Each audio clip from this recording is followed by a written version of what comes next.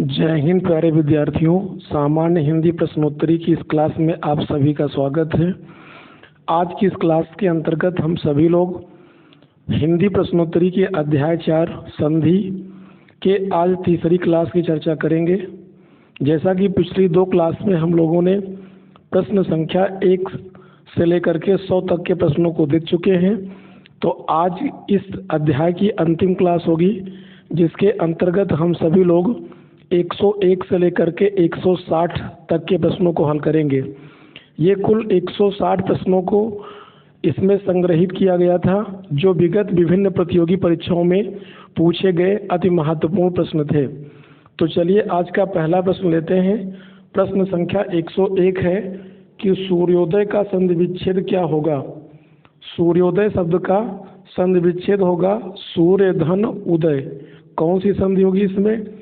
गुण स्वर संधि होगी। ध्यान रखें, जिन शब्दों के मध्य में ओ ए की मात्रा होती है वो सदैव गुण स्वर संधि के उदाहरण होते हैं। क्वेश्चन नंबर 102 है, घृणास्पद का संधि विच्छेद क्या होगा। तो घृणा धन आस्पद होगा, यानी घृणा का बड़ा आ और आस्पद का बड़ा आ दोनों मिलकर के बड़ा आ बनेंगे। तो यहाँ पर कौन सी संधि होगी? दीर्घ स्वर संधि होगी। निराकार शब्द का संधि विच्छेद क्या होगा। निराकार शब्द का संधि विच्छेद होगा निहि धन आकार। कौन सी संधि होगी इसमें? तो निराकार शब्द में संधि होती है विसर्ग संधि। इस प्रश्न का सही उत्तर होगा ऑप्शन नंबर सी। निराकार का संधि विच्छेद होगा निहि धन आकार। दीर्घ स्वर संधि का उदाहरण निम्नलिखित में से कौन सा होगा। तो दीर्घ स्वर संधि का उदाहरण होगा रामाधार। रामाधार का संधि विच्छेद होता है राम धन आधार। छोटा आ धन बड़ा आ बराबर बड़ा आ होगा। प्रत्युत्तर में यण संधि होगी।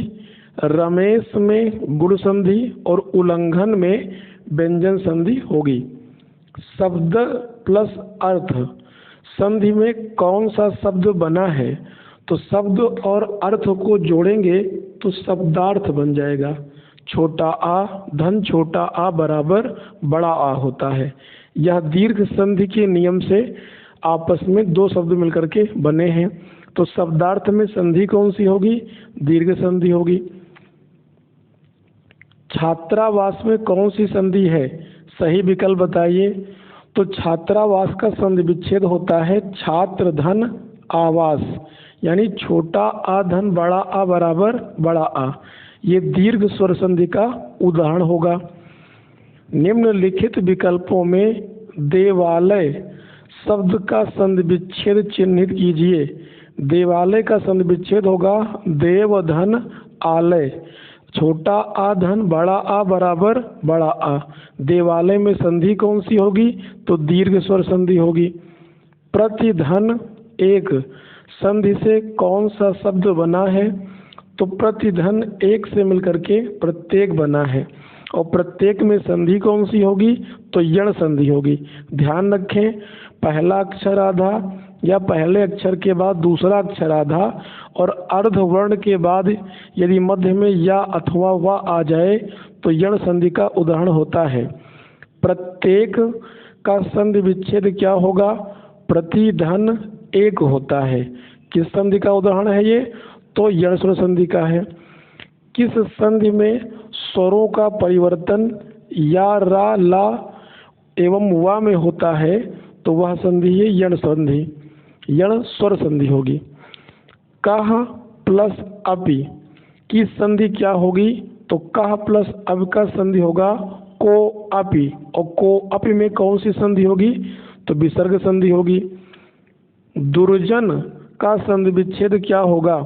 दुर्जन शब्द का संधि विच्छेद होगा दुह धन जन, यानी विसर्ग संधि होगी इसमें दुर्जन। प्रश्न संख्या 113 है कि दुष्प्रकृति का संधि विच्छेद क्या होगा। दुष्प्रकृति का संधि विच्छेद होता है दुह धन प्रकृति। ऑप्शन नंबर ए सही होगा। गौ प्लस चरित्र का संधि विच्छेद क्या होगा? गौ चरित्र होगा। और इसमें संधि कौन सी होगी? तो विसर्ग संधि होगी। यशोदा में प्रयुक्त संधि का नाम बताइए। यशोदा शब्द में प्रयुक्त संधि होगी विसर्ग संधि। इसका संधि विच्छेद होगा यशाह धन दा, मतलब यश देने वाली यशोदा होती है। निष्काम का सही संधि विच्छेद क्या होगा? निधन काम होगा। ऑप्शन नंबर ए शुद्ध होगा। और इसमें संधि कौन सी होगी? तो विसर्ग संधि होगी। क्वेश्चन नंबर 117 नंबर क्वेश्चन है कि यदि ए ऐ ओ तथा औ के बाद कोई भिन्न स्वर आता है तो इनके स्थान पर क्रमशः आय आय औ आव हो जाता है। यह संधि कौन सी होगी? तो जहाँ पर ऐसे नियम आते हैं वहाँ पर हमेशा आयादी संधि होगी। और आयादी संधि की विशेषता ये है कि 3 वर्णों के योग से बने ऐसे शब्द जिनके मध्य में या अथवा वा आ जाए वो वहाँ पर हमेशा आयादी संधि होती है। मातृणाम का शुद्ध संधि विच्छेद क्या होगा? मातृधन ऋणाम होगा। नयन का शुद्ध संधि विच्छेद क्या होगा? ने धन अन। अब चूंकि नयन में ने धन अन होगा और यहाँ पर ध्यान रखें नयन 3 वर्णों से मिलकर बना था और बीच में या वर्ण आया था, इसलिए यहाँ पर संधि होगी आयादी संधि। सदैव में संधि कौन सी होगी? तो सदैव का संधि विच्छेद होता है सदा धन एव। आ धन ए बराबर होता है अय। और ऐसे शब्द जिनके मध्य में अय अथवा औ की मात्रा होती है वो सदैव वृद्धि संधि के उदाहरण होते हैं। उच्छिष्ट शब्द का शुद्ध संधि विच्छेद क्या होगा? उत धन शिष्ट होता है। उच्छिष्ट में संधि कौन सी होगी? तो व्यंजन संधि होगी। ता का परिवर्तन आधे चा में और सा का परिवर्तन छा में हो गया। उच्छिष्ट शब्द व्यंजन संधि का उदाहरण है। शब्द अन्वय का संधि विच्छेद क्या होगा? अनुधन अय होता है। यानी ध्यान रखना है यहाँ पर कि यदि पहले अक्षर के बाद आधा अक्षर या दूसरा अक्षर आधा हो और उसके बाद या अथवा वा आ जाए तो हमेशा वहाँ पर यण संधि होती है। तो अन्वय में संधि कौन सी होगी? यण संधि होगी। निम्नलिखित में से किस शब्द में गुण संधि होगी? तो गुण संधि का उदाहरण कौन सा है? देवेंद्र। देव धन इंद्र होगा। आ धन ई बराबर ए होता है। इत्यादि में यण संधि होगी। हिमालय में दीर्घ स्वर संधि होगी और तल्लीन में व्यंजन संधि होगी। इत्यादि का संधि विच्छेद होगा इति धन आदि। हिमालय का संधि विच्छेद होगा हिम धन आलय और तल्लीन का संधि विच्छेद होगा तत् धन लीन। वाग जाल का संधि विच्छेद क्या होता है?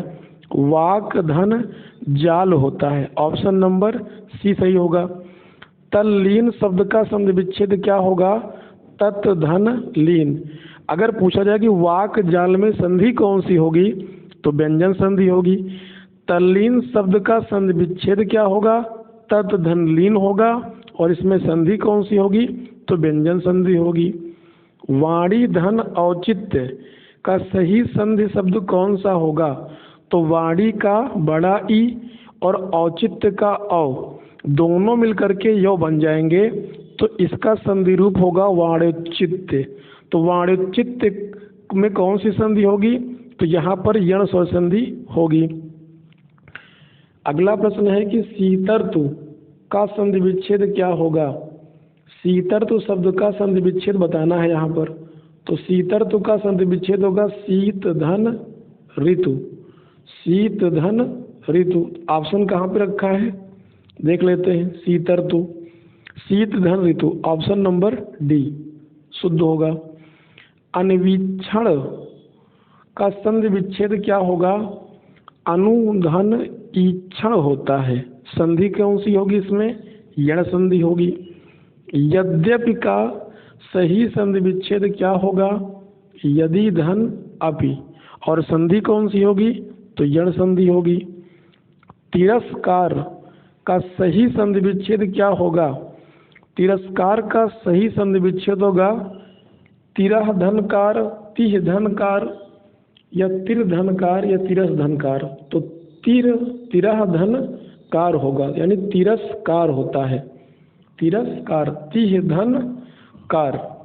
क्वेश्चन नंबर 130, क्या सही होगा इसका ऑप्शन? ऑप्शन नंबर ए, तिरह धनकार। कौन सी संधि होगी? विसर्ग संधि। आच्छादित का उचित संधि विच्छेद निम्न में से कौन सा होगा? तो आच्छादित का संधि विच्छेद होता है आधन छादित। संधि कौन सी होगी? तो विसर्ग संधि होगी। क्वेश्चन नंबर 132 देख लेते हैं, 132। क्या 132 में कि पितृधन अनुमति का सही संध पद कौन सा होगा? तो पितृधन अनुमति का सही संध पद होता है पितृनुमति। पितृनुमति कहाँ पे लिखा है? ऑप्शन नंबर बी पर, पितृनुमति होगा।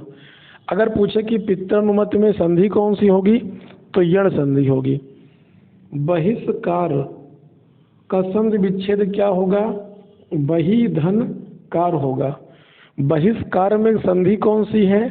तो इसमें आपको बताना है कि बहिष्कार में विसर्ग संधि है। उड्डयन के संधि विच्छेद का सही विकल्प कौन सा होगा? उड्डयन का संधि विच्छेद होगा उत्धन डयन। उड्डयन में संधि कौन सी होगी? तो व्यंजन संधि होगी।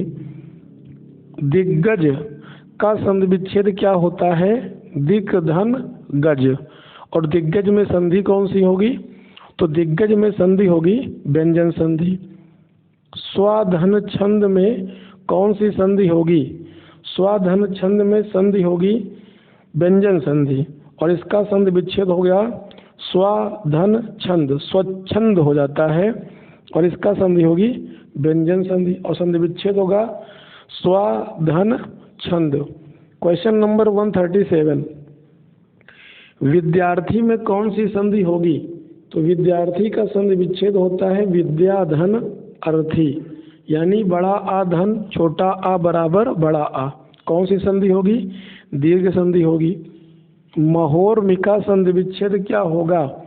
महोर्मिका संधि विच्छेद होता है महाधन ऊर्मी, यानी बड़ा आ धन बड़ा ऊ बराबर ओ होता है। महोर में संधि कौन सी होगी? तो गुण स्वर संधि होगी। अगला प्रश्न है प्रश्न संख्या 139। क्या लिखा है? लघुर्मी। लघुर्मी में कौन सी संधि होगी?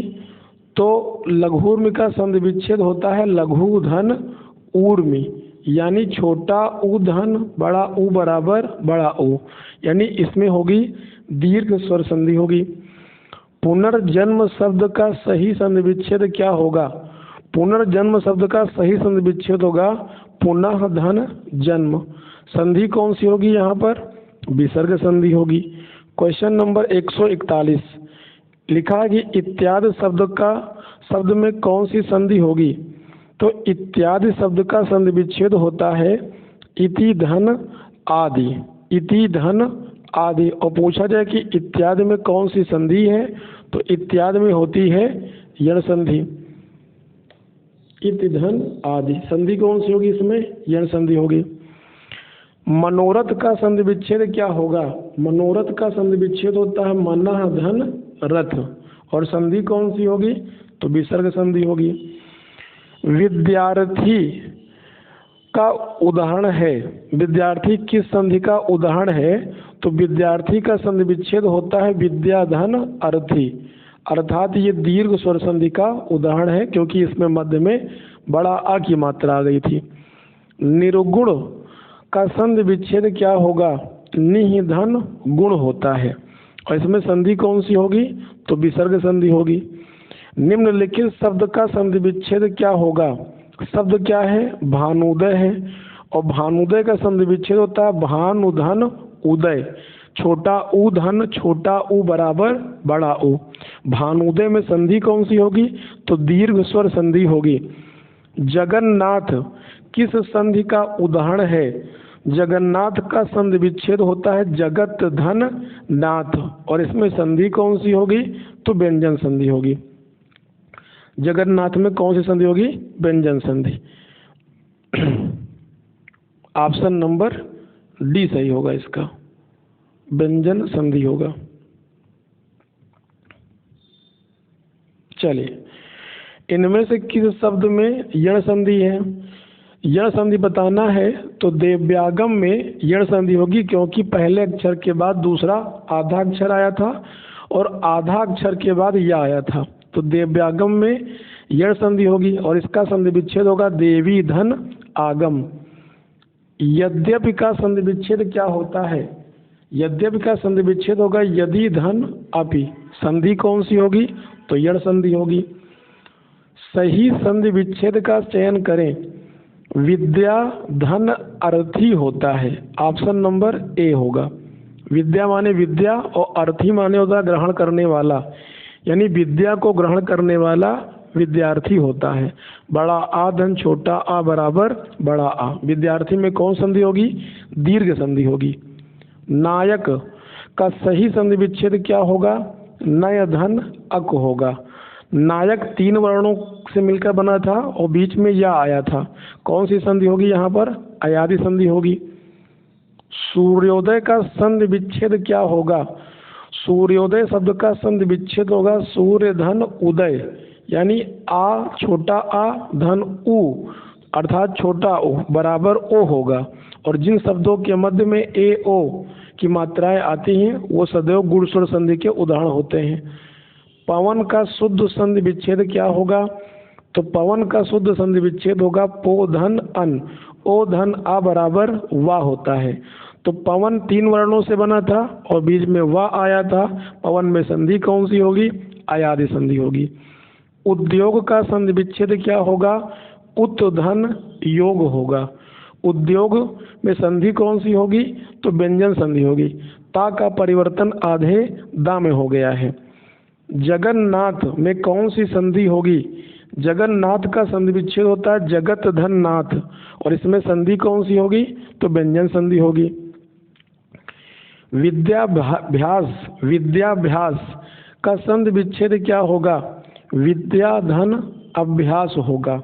ऑप्शन नंबर डी सही होगा। विद्या का बड़ा आ और अभ्यास का छोटा आ मिलकर बड़ा आ होगा, और जहाँ पर आ धन आ बराबर बड़ा आ होता है वहाँ सदैव दीर्घ स्वर संधि होगी, यानी विद्याभ्यास में कौन सी संधि है? तो दीर्घ संधि है। अगला प्रश्न है कि प्रत्यारोपण का संधि रूप प्रतिधन आरोपण था, इसमें कौन सा संधि रूप होगा? तो प्रतिधन आरोपण का संधि रूप होगा प्रत्यारोपण। और प्रत्यारोपण में संधि कौन सी होगी? तो यण संधि होगी। अगला प्रश्न देख लेते हैं, प्रश्न संख्या 157। क्या लिखा है? उज्ज्वल का संधि विच्छेद क्या होगा? उज्ज्वल के 4 संधि विच्छेद दिए गए हैं, सही विकल्प का चयन करना है तो उत धन ज्वल होता है। और उज्ज्वल में संधि कौन सी होगी? तो व्यंजन संधि होगी। निस्धन कपट शब्द का संधि विच्छेद क्या होगा? तो निष्कपट का संधि विच्छेद होता है निधन कपट, और संधि कौन सी होगी? तो यहाँ पर विसर्ग संधि होगी। दिग्भ्रम का उदाहरण कौन सा होगा? दिग्भ्रम शब्द का संधि विच्छेद होता है दिक धन भ्रम, अर्थात संधि कौन सी होगी? व्यंजन संधि होगी। निम्नलिखित प्रश्न में 4 विकल्पों में से उस विकल्प का चयन करें जो संधि विच्छेद वाला विकल्प है। तो मूल शब्द है नारीच्छा, और नारीच्छा का संधि विच्छेद होगा नारी धन इच्छा, यानी बड़ी ई धन छोटी ई बराबर बड़ी ई। यहाँ पर कौन सी संधि होगी? तो यहाँ पर संधि होगी दीर्घ स्वर संधि। इस प्रकार से संधि अध्याय के अंतर्गत आने वाले कुल 160 विगत विभिन्न प्रतियोगी परीक्षाओं में पूछे गए प्रश्नों को हम लोगों ने इस क्लास के अंतर्गत देखा है। आशा है कि यह क्लास आप सभी को अत्यंत लाभप्रद और उपयोगी सिद्ध होगी। धन्यवाद। पढ़ते रहिए। मस्त